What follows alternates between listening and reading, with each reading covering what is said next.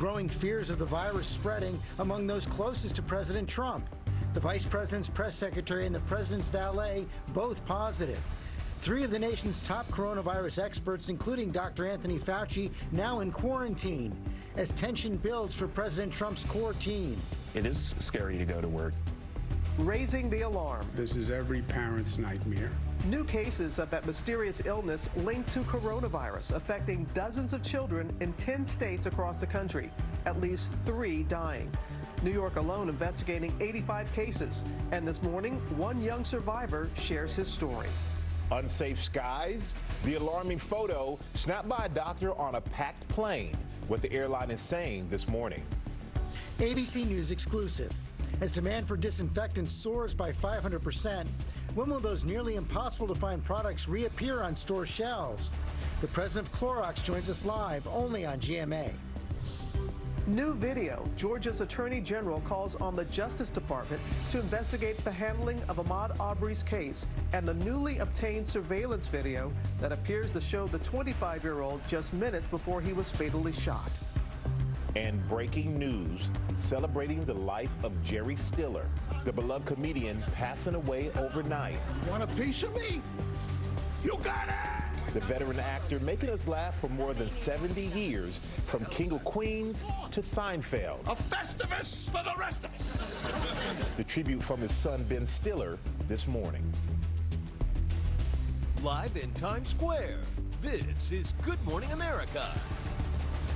Good morning, America. It's great to have you with us on this Monday morning. It is great to have George with us back in the studio. Welcome back, great George. To be back. Thank you very much. Great to see all of you here. It's a little weird for me not to have my dogs at my feet broadcasting, but it is good to be back. Hey, Robin. My dog is still here at my feet, George, but it is great to see you doing as well as you are. Welcome back. And take a look at this welcome back for an emergency room doctor who volunteered to come to New York and help out on the front lines. The physician just returned home, just returned home to California with his colleagues, as you see, lined up at Mercy San Juan Medical Center in Carmichael. Great sign to see people, doctors like that, being able to go back home, George. Yes, and it was nice to be back home last night and be part of that 7 p.m. tribute to all the health workers here in New York as well. The total number of cases here in the United States has passed 1.3 million. The death toll approaching 80,000. At least 45 states have lifted some restrictions. They're taking the first steps to reopen, get people back to work, but cases are still on the rise in 15 of those 45 states.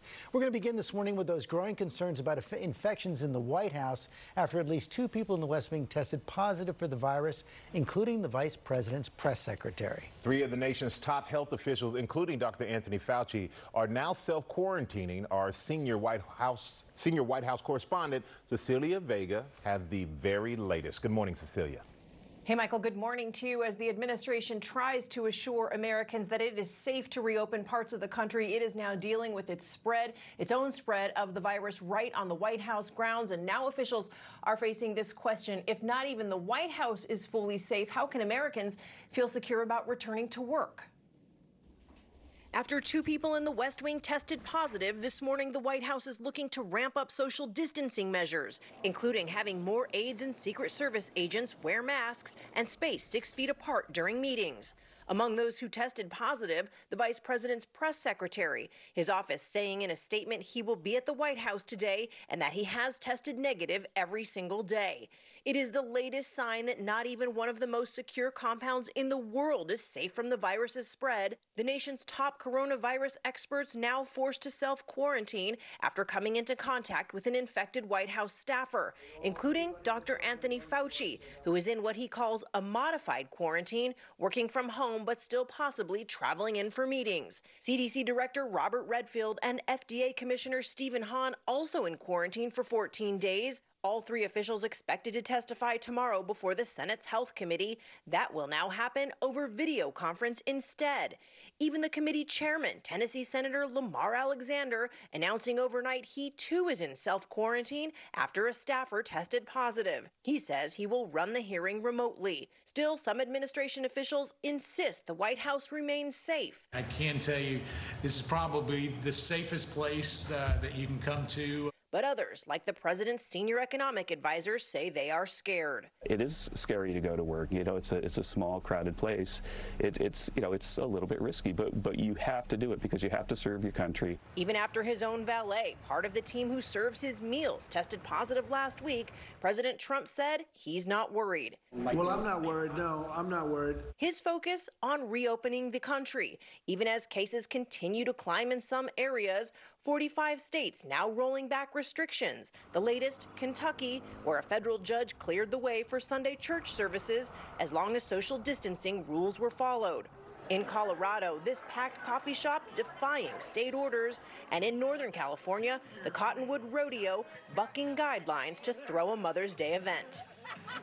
Okay, given those 2 positive cases at the White House, there have been questions about whether the president and the vice president should be kept separated in the event that either one contracts the virus.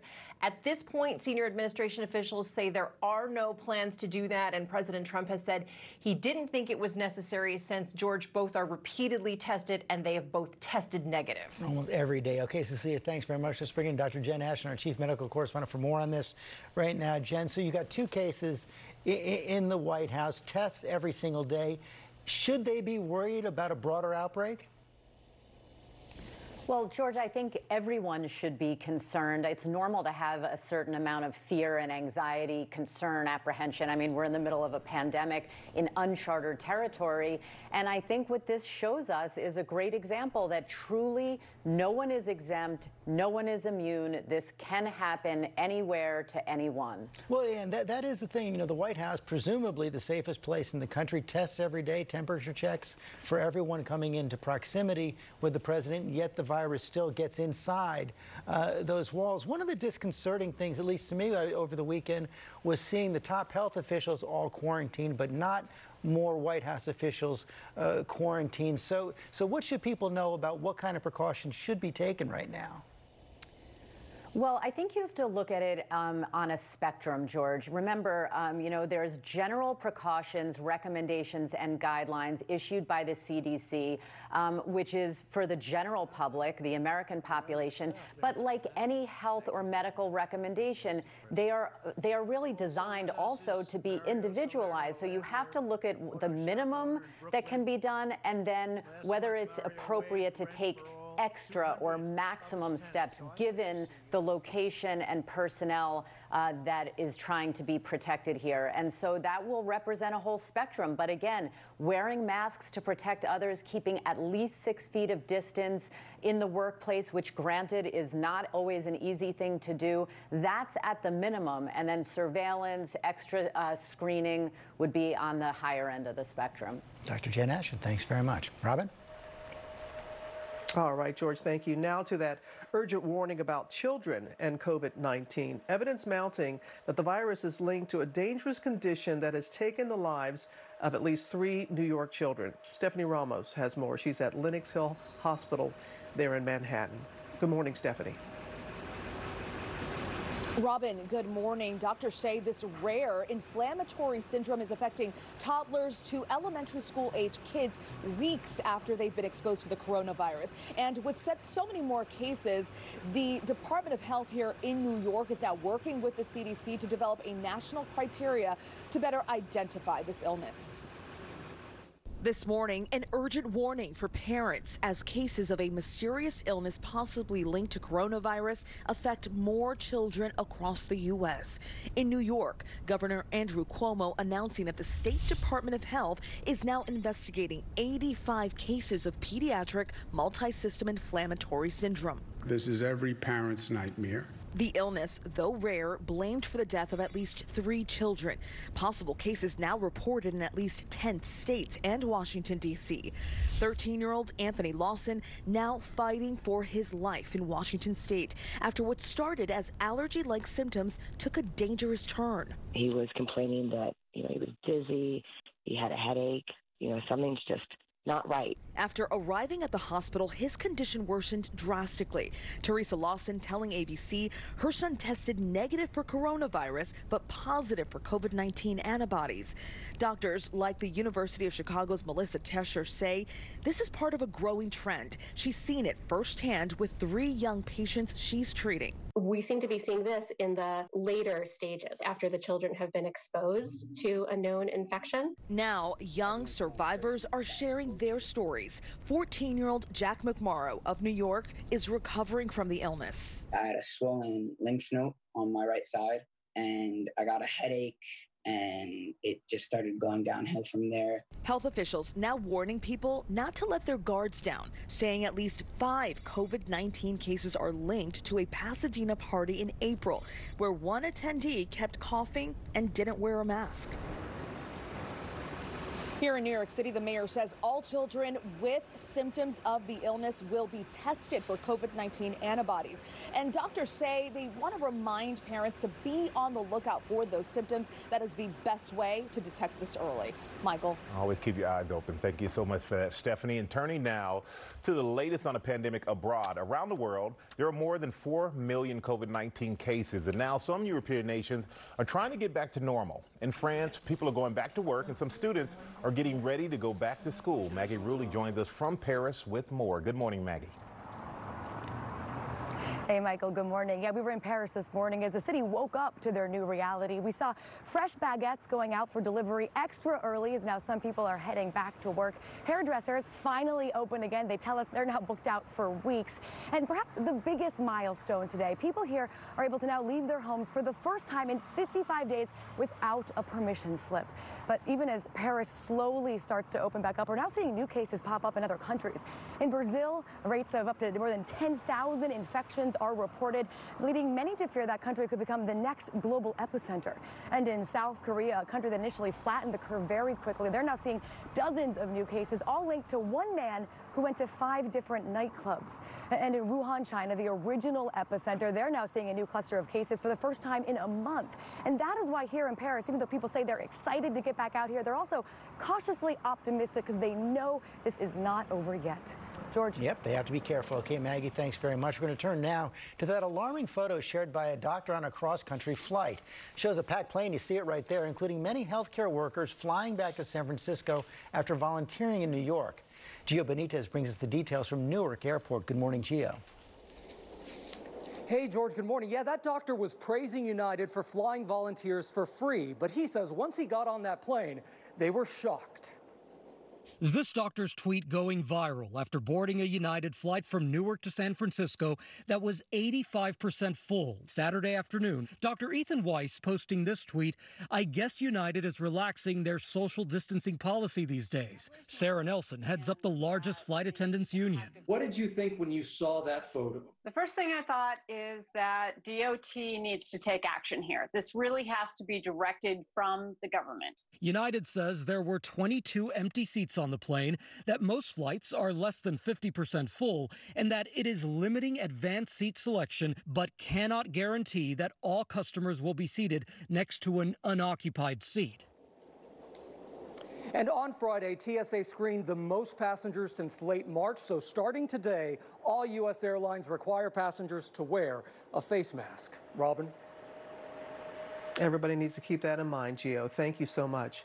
Now to the new developments in the killing of Ahmaud Arbery, that young unarmed black man in Georgia. The state's attorney general is now asking the Justice Department to investigate the handling of the case as authorities review newly obtained surveillance video that appears to show him in the moments before the shooting. Steve Osunsami has the latest. He joins us this morning from Atlanta. Good morning, Steve. Good morning to you, Robin. This state's attorney general is asking, of course, the U.S. Justice Department, as you said, to look into this case, but in particular to look into the actions of the 2 prosecutors who did not issue charges in this case and who removed themselves from this investigation because of their connections to the 2 accused murderers, one of them a former police officer. State investigators who've taken over this case from county authorities are this morning looking at new videos that appear to show Ahmaud Arbery in the moments before he was shot and killed by Travis McMichael and his father Gregory, who spent a career in law enforcement working for local prosecutors. The two were charged with murder last week, nearly 2.5 months after this killing was recorded on a cell phone in February. They say they were trying to make a citizen's arrest when they say this young black man fought them. According to police, the McMichaels told them they thought that Arbery looked like someone who was seen breaking into neighborhood homes.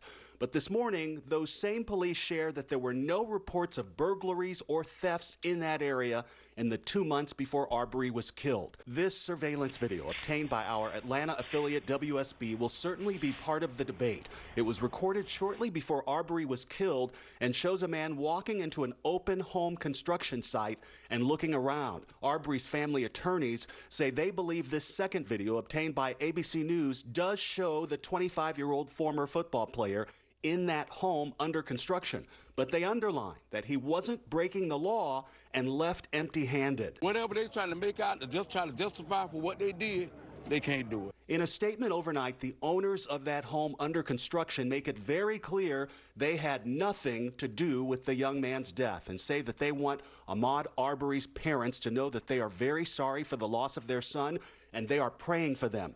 The family says they have no relationship with the McMichaels and would have never wanted what they call a vigilante response. The family that owns that home where that home was being built, the construction site, says that when they looked at the video, they weren't even sure that it was Arbery. Arbery was seen out jogging that day. It is a mostly white neighborhood, and authorities tell us that the only police report that they have in the area from around the shooting was a gun theft from a car, and that home where that happened was the home of Travis McMichael, one of the two men accused of murder. Michael. Oh, boy. Okay, Steve, thank you so much for that. And this morning, we are celebrating the life of beloved actor Jerry Stiller, who passed away overnight. The comedian was one half of the comedy duo Stiller and Mira.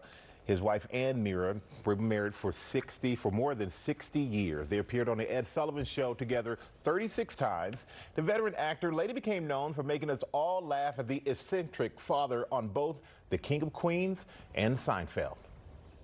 But out of that, a new holiday was born.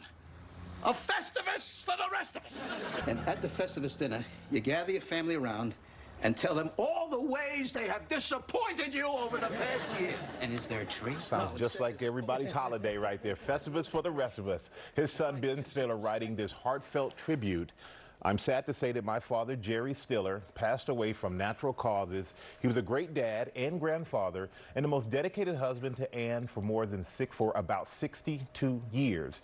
He will be greatly missed. Love you, Dad. Jerry Stiller was 92 years old. And I mean, so one of my favorite shows, King of Queens, he always made you laugh. All the time. Boy. Arthur Spooner. Arthur Spooner, that's yes, right. Yeah. What a terrific career talent. he had. Yes, such a talent. We are following a lot of other headlines this morning, including Michael's exclusive with the president of Clorox. She's going to tell us when we'll see the popular disinfectants back on the shelves. And overnight, Shanghai Disneyland opening its doors, what it could mean for the future of Disney parks here in the U.S. But first, let's go to Ginger at home. Hey, Ginger, good morning. Michael, I don't need to tell you. It was cold, it was snowing, and it's May, so we had all-time record cold set from Indianapolis to State College. Look at the snow in Detroit, Michigan. That's the most snow they've had in May in nearly a century. I'll tell you so much more about the warm-up to come, but first we've got to get to the Spring Cities, sponsored by Zyrtec. Hey, allergy muddlers. It's you. Do your sneezes turn heads?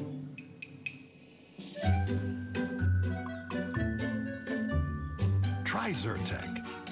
Zyrtec starts working hard at hour 1 and works twice as hard when you take it again the next day. Zyrtec, muddle no more. And try Children's Zyrtec for consistently powerful relief of your kids' allergies. Our week starts cool, but it's going to end feeling like summer. Now today, if you're going out anytime, there could be a little stray shower, especially prior to 10 o'clock. Your high temperature just 60 degrees. Again, that mixture of clouds and sunshine, a little breezy too. But look at our temperature trend. We go from mild to really warm, feeling more like June by Friday. In fact, we'll have back-to-back-to-back days starting on Friday of temperatures running in the low to mid 80s. And it is Friday that's our next best chance of rain. Right back.